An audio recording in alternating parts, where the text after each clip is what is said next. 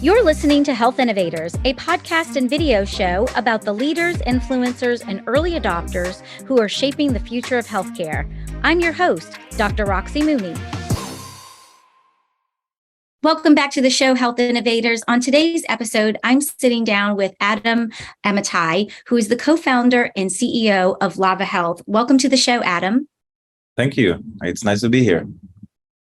So I'd like to start off every episode with having the guest give us a little bit about your background and what you've been innovating these days. Certainly. So I started my way back a very long time ago in the Israeli Defense Force in the intelligence unit as an offensive cyber officer. When we started our way over there with a lot of challenges, everything was new. Actually, it wasn't called cyber back in the day.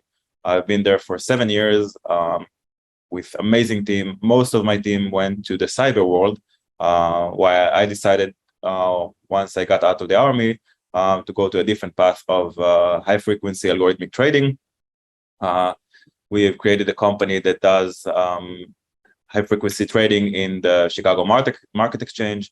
The company created infrastructures how to trade fast, and also algorithmics way to trade better. After the company, we created the labs over there to bring on some more companies to trade on our infrastructures that active till this very day. Right after this company, I together with my friends in the army, we've created Evolution Innovation Group, a company that focused in the beginning only on mobile networks, and then we've created also data center solution and utility grid. The aim of the company that is still active is to reduce the amount of energy consumed or generated by using AI. The company has blue chip investors like Berkshire Hathaway, General Electric, and also in the end, Japanese Mitsui. The company is active both in the Chinese market, but also now in the US market. We got a grant from the Department of Energy over there in the US. A lot of great innovations over there, and a lot of success working with the biggest telco companies, also big utility companies, and moved on forward. And in 2020, I've decided that I want to move forward for my next company, which is Lava Health. Together with the pandemic, it was a good time to start something new. And I actually addressed something old and unfortunate that happened back in 2014 when my mother-in-law passed away from ovarian cancer after 8 months. And actually, the biggest question that I had, how did it happen?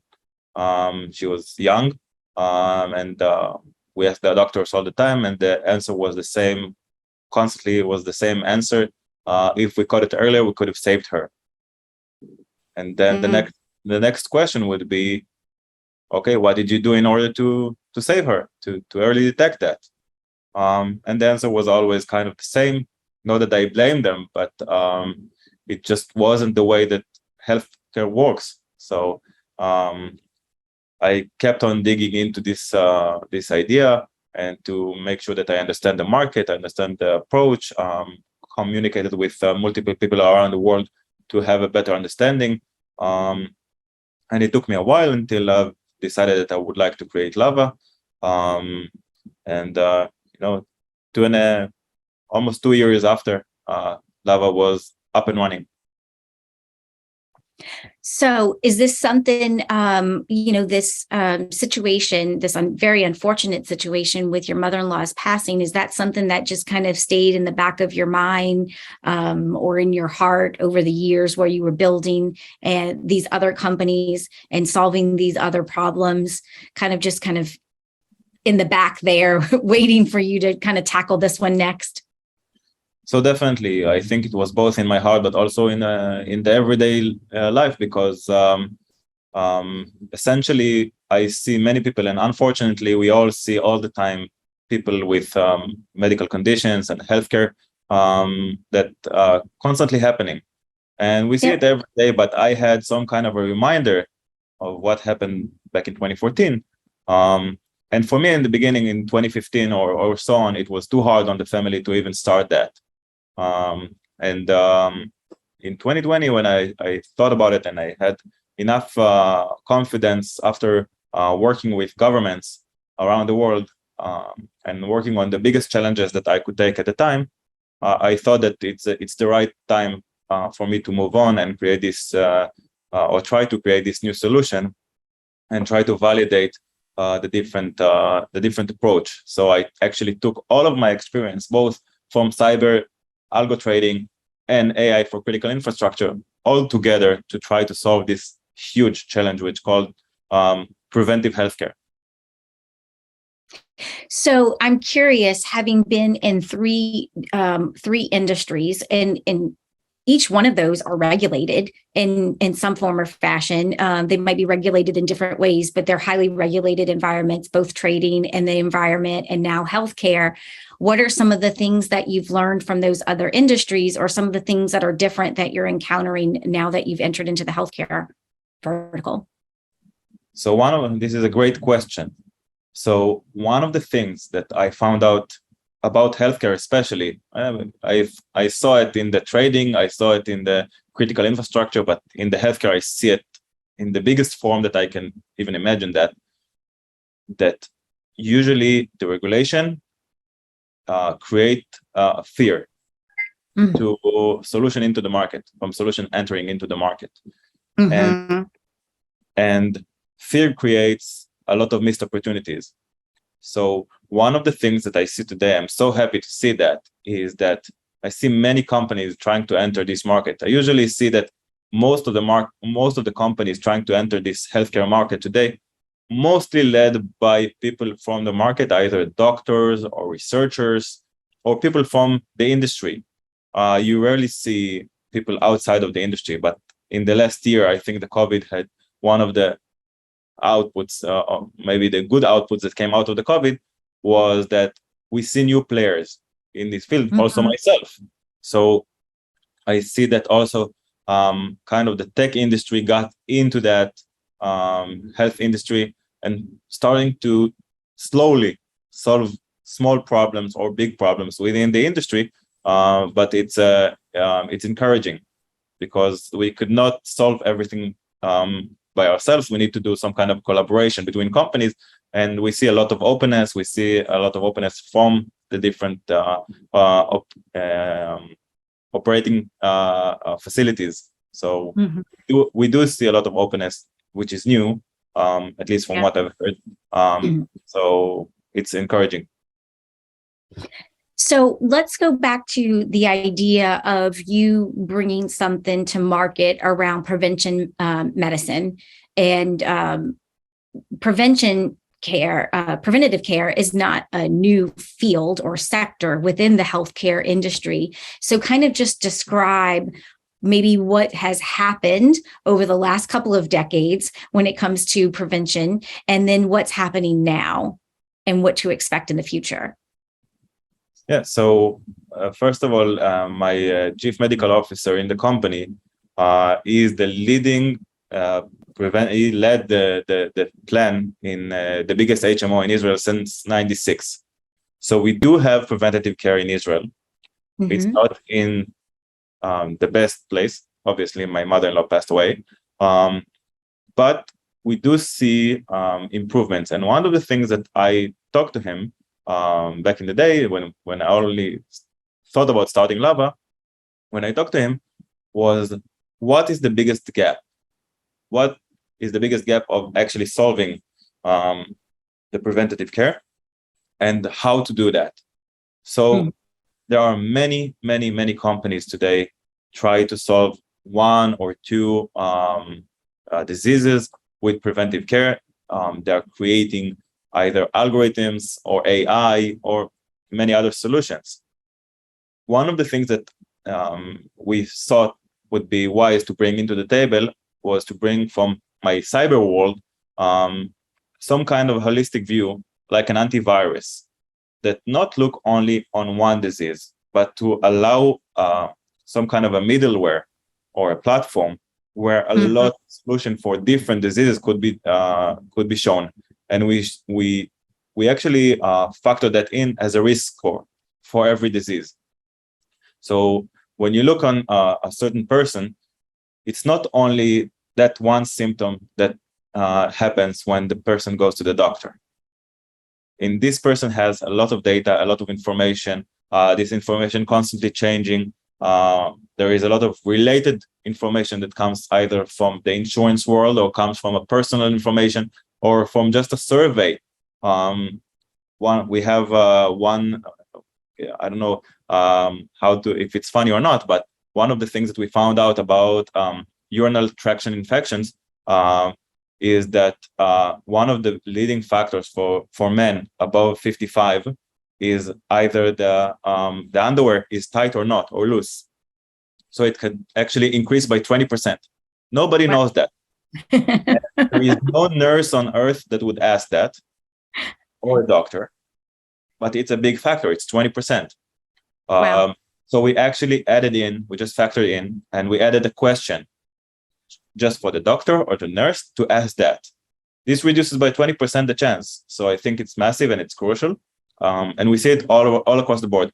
And most of us today, we either try to prevent going to the doctors or when we're going to the doctor, we're trying just to solve this current problem or this current symptom that we have. And just like happened in 2014, there are a lot of other things happening in our body that if we catch them earlier, we could not go into any procedures. So when you look on the way that we constructed the company, it's built on a way that everybody can collaborate with us. We create multiple and different type of engines, type of those detection engines, but also we normalize the care. So we've created a system that we collaborate with universities, with pharmaceutical companies, with insurance companies, even with doctors, obviously, and researchers, to create a lot of those engines running together and customize per location, per person, and allowing a personalized or more accurate detection and treatment per person. So is there a prevention engine or platform like this or similar to this already on the market? Or is this kind of a one-of-a-kind, unique thing that you guys are doing? So there are a couple of companies that create, and I'm very happy about that, that create different type of platforms. I do see three differentiation between us and other companies. There are the huge companies, the epics of this field, that requires a big installation, an extremely good software that costs a good amount of money, which sometimes is not suited for all. This is on the one hand. They do have preventative engines that need to be customized, but they do have the solution. There are other companies that are treating more on the data side, that are coming from the IT side, that creates a lot of good solution that collects the data, EMRs, but they're more focused on the AI and statistics. Those are more facing the transactional side and not the health side. And then there is the third type, which is the dedicated per disease engines. This is a company or companies that does per disease solution. So it's not an holistic, and going to the market with that, it's a bit of a tricky situation. What we are trying to bring is a middleware, something that actually connects everything and allowing both small organizations and big organizations to have the same platform, the same field, with lower the costs. Also, everybody can earn. So if we take all of those different companies that create this multiple solution or one solution, they can actually run their engine on our platform, and we will make sure that it will be connected to the other players. And also we connect to the data vendors. And obviously, if needed, we also can connect to the big EMR systems like Epic or Cerner. Okay.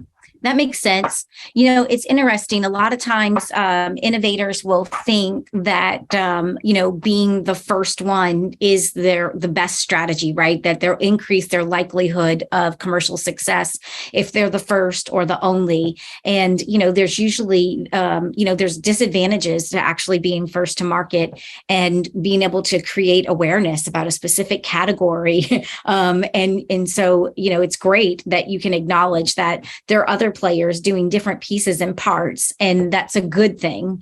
It creates a little bit more awareness and demand for what it is that you're actually bringing to market. Yeah, and also I think it's very important here, especially to understand, and this is something that we do all the time, that only if we collaborate between the companies, we can actually make a change. Because every company by itself, to fight this big windmill called the healthcare system is hard. It's hard. It's very hard. There are a lot of challenges over there. And only if we split it into different pieces, we can actually create something bigger than every company. Yeah, definitely. No doubt about it. Nobody's going to solve all these problems on their own. The collaboration, the integration, and we're getting there. We still have a long way to go, but we're making progress, right? Yeah. So when you think about commercializing Lava, what are some of those strategic commercial decisions that you guys have made over the last couple of years that you think have really lended itself to some of your success? I think that understanding the market focus is one of the most important part that has been, I think that for every company, but I think that over here, we have multiple options. We can go both to the payer side, we can go to the caregivers, we can go to hospitals, we can go to pharmaceuticals, we can go to different type of allies that we can work with, and we chose the one that easiest to start with. And this was one of the best strategies that I think that helped us to focus the company, because many times the low-hanging fruit is not the most lucrative. You think about the bigger market, you don't take the low-hanging fruit. So one of the things that we try to get is to see the market traction, to make sure that we are not going to challenge that is bigger than what we can actually handle right now. And by actually, one of the things that happened in the beginning of the company, just at the very beginning, we have decided to create one engine, just one, which focuses on type 2 diabetes. Mm-hmm. And from there, it was like a snowball. We created I think 20 different engines right after that, because there was a demand that correlated directly to the type 2 diabetes. So we did cardiovascular because it's well connected. We took hypertension because it's well connected. So we saw all those chronic diseases, and all of a sudden there was a demand for all of those engines, but underneath a different umbrella, which is Alzheimer's, people with disabilities that could not communicate correctly, but they have chronic diseases. So we need to make sure that we identify it, although they do not show any symptom or do not verbally say any symptom. So all of a sudden we got all of those engines with a new umbrella. So for us, it's a journey. We started with low-hanging fruit of type 2 diabetes. Obviously, we have a huge plan for women's health, where over there we create all of those cancer detection, and we're using the latest researches about how to help women in the healthcare. But we do try to solve piece after piece by collecting the low-hanging fruit one after another. Hey, it's Dr. Roxy here with a quick break from the conversation. Are you trying to figure out what moves you need to make to survive and thrive in the new COVID economy? I want every health innovator to find their most viable and profitable pivot strategy, which is why I created the COVID Proof Your Business Pivot Kit. The Pivot Kit is a step-by-step framework that helps you find your best pivot strategy. It walks you through 6 categories you need to examine for a 360-degree view of your business. I call them the 6 critical pivot lenses. As you make your way through this comprehensive kit, you'll be armed with the tools, tips, and strategies you need to make sure you can pivot with speed without missing out on critical details and opportunities. Learn more at legacy-dna.com/kit.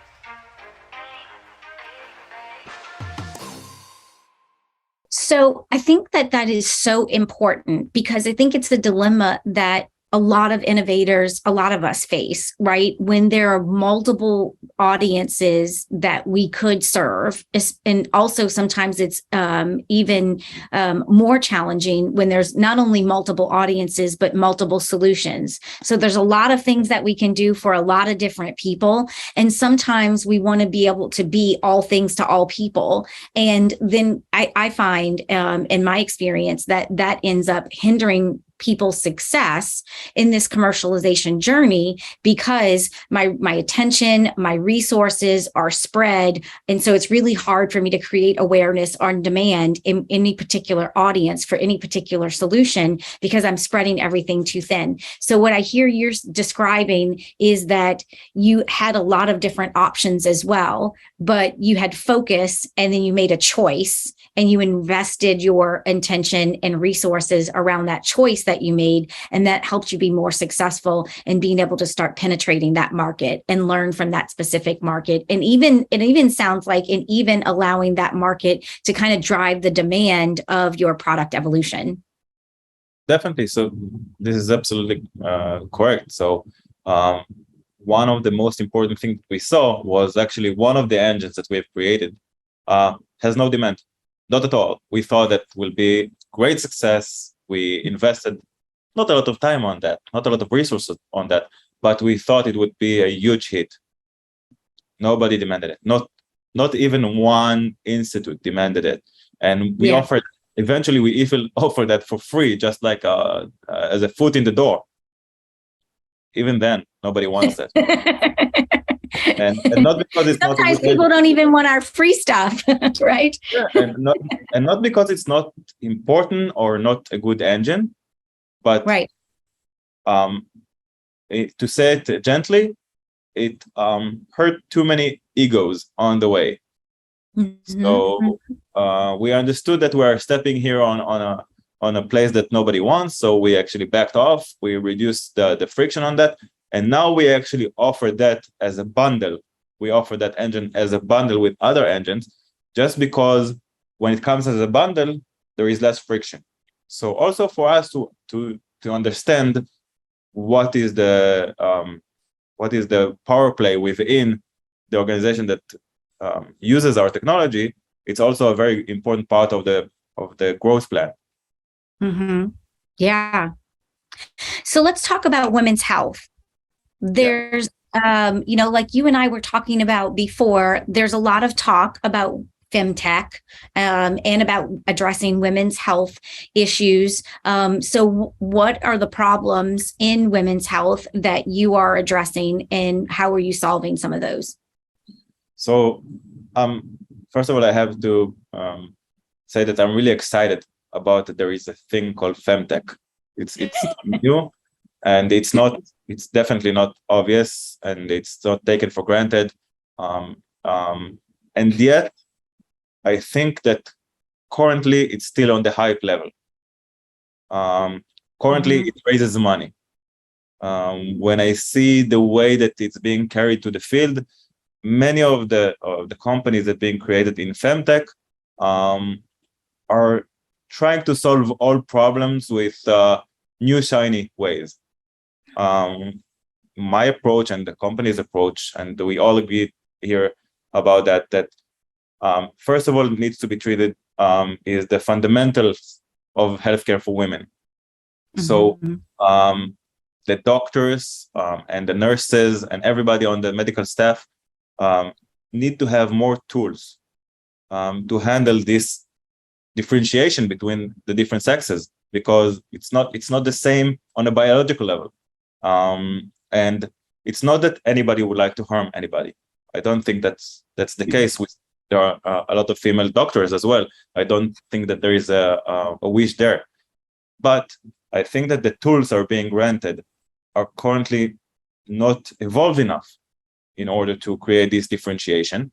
Also, by the way, not only women, we see also ethnic groups that should be treated differently just because of their genetics. And I think that it's not okay or not proper when it's not being treated because they are not being treated on their own biological organism. So I think that eventually the tools need to be treated or granted.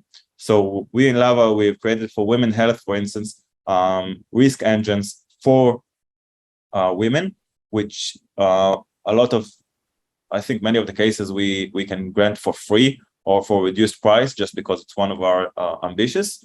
And we also helping different type of societies that do not have the same level of healthcare. And eventually we see very good results. So we see that even in detecting, one of the latest collaboration that we've created was with the fertility clinic.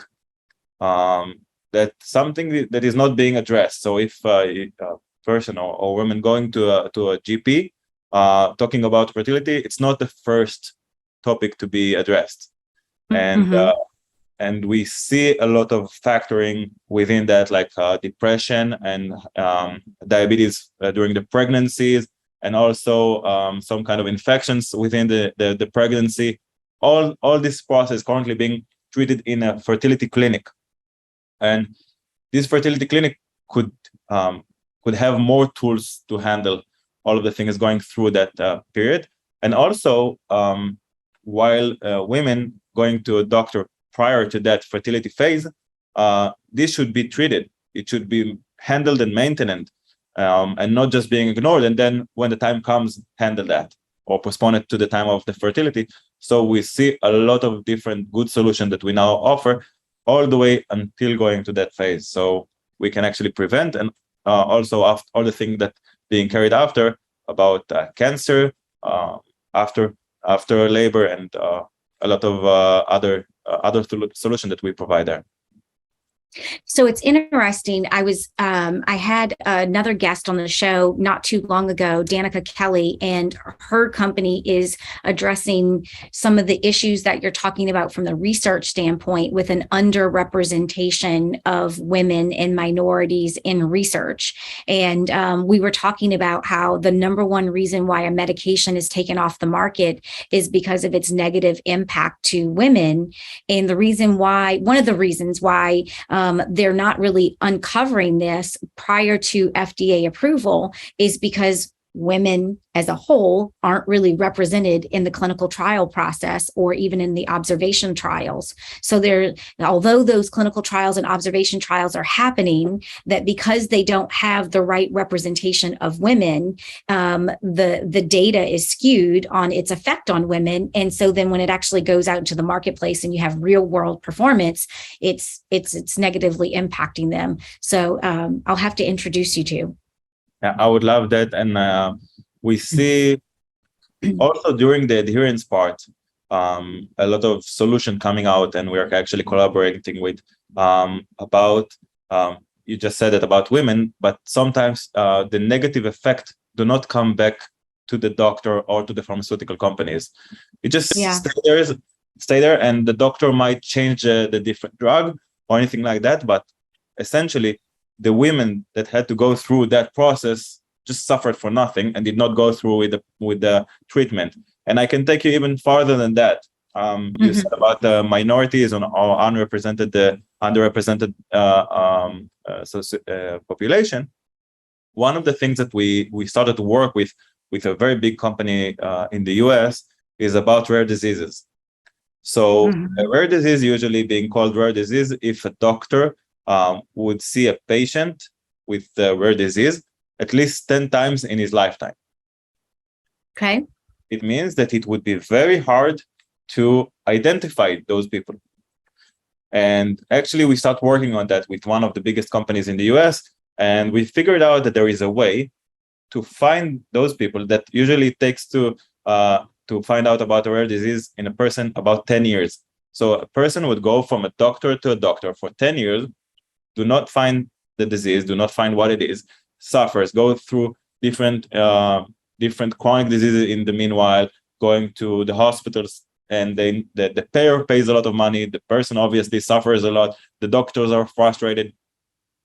But even if after 10 years it can be detected or caught, we know that there must be a tool to expedite the process. So we are working on a way to actually allow the doctor to have this flagging system for rare disease as well. So, and it's not a very small number, although it's called rare disease, it's not that rare. So, this is one thing that we're working on. And this is only a small sample of what we're doing. So, you can say about women detection, women health detection. Many times we see pharma companies do not create a drug because the population would be too small. But many of the times the population is not that small, but it's not detected correctly. So we actually, or being aggregated, right? So it sounds like you're saying that that data might be not being captured and might be very disparate. So it's perceived as rare, but it's really a lot less rare than we really realize. Yeah, and actually it's not being segmented correctly, and it's not being aggregated correctly. So we are working with pharmaceutical companies in order to find those cases. By the way, in different chronic diseases, there is also a subsegmentation that's not being carried right now because it's very hard to do. So within type 2 diabetes, there are different type of type 2 diabetes, and different solution will be handled. So we're working on that as well. One of the things that we do here is we have something called LabX, which actually we are collaborating with whoever wants, like any researcher, any person with an idea. We have the option, we are collaborating with universities, and then we find out about researchers around the world and trying to bring into the market those innovative solutions. So we are kind of we have this platform that kind of bring in also innovative ideas about how to detect. We have data sets from multiple areas, and then we can actually validate it before going into the market. And the next step for us, the wishful thinking, because we believe that data will be eventually become into our digital wallet, and we will own our own data, hopefully within 5 to 10 years. We believe, oh, come on. Is it going to take that long? it's farther than that, I think. Yeah. But one of the things that for us it's very, very important is to make sure that we are also be able to give our engines to our third world countries, where all of those, the data exists, they have phones, but they might not have doctors. They might not have medical staff around them. But they do have the pharmaceutical, they have the drugs, they have everything, but they don't have the means or the clinics or the hospitals. So we believe that our engines will be able to help them as well. And because we are creating it in a customized way, it will be also be customized to the population or the right segmentation per population. And that way we can help countries like India or Africa, where we can have a very big impact on that. So we talked a little bit about like the hype around women's health and what's really happening. Now you're kind of going into personalized care. And I find that there's a lot of hype around that. And then there's also the reality of what's happening. So kind of just talk about that a little bit as we start to wrap up here. Yeah, so I think personalized care or precision care, the new hype is precision care. So I think that there are a lot of solutions over there. I think most of them goes too far into the AI machine learning kind of solution, which I think it's too early. I'm happy that they are there because they're actually evolving right now. So in 3, 5, 10 years, there will be a lot of those in the market. But we need to make sure that they focus on the helping the doctors and empowering the medical staff, and not taking control from them, because it's too dangerous. So making sure that the doctors can have the best tools to do the 20% of the hard work, and the 80% could be automated or going into different medical staff in the meanwhile. But we should not break the core and structure. This is my idea about that. Yeah. Okay, that makes sense. I think that we're just starting to scratch the surface and really being able to understand what we can and can't do, and what are some of those challenges or risks associated with some of the things that are being done right now. Yeah, definitely, I 100% agree with you. I think that scratching the surface is really the right term for that, because the medicine the healthcare system that we have today is about, let's say, between 1,000-year-old if you're taking the earliest of those protocols, but the actual one that we're using today is about 100 years old, because doctors used to come to people's houses, and then everything consolidated, and now it's deconsolidating again.